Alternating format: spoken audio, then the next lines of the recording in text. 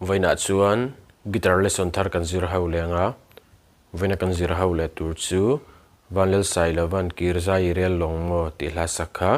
guitar Perhdan kan zir hawang hela hi kepo hi 6 freta karon vuanga C kan langa hniama G sanga F minor A minor chuan E hi kan hmangtel anga A hi kan hmangtel bokanga heta D hi kan hmangtel bokanga chuan G sharp hi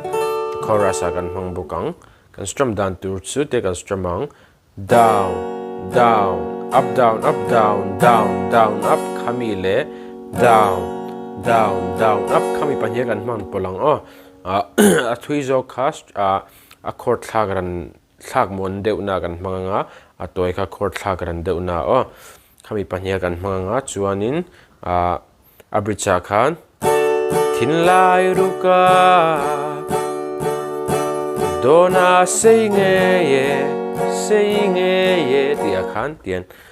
1 2 3 4 khatia strum khan me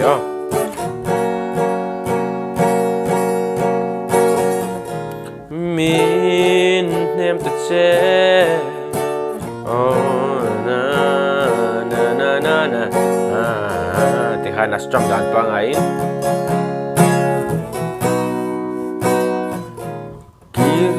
irelo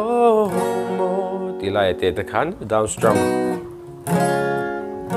khami a strumming pattern mang khan ala chu kan play chhuakang ala nen karon play mel lenga uluk da vinin lo ngai thale don nia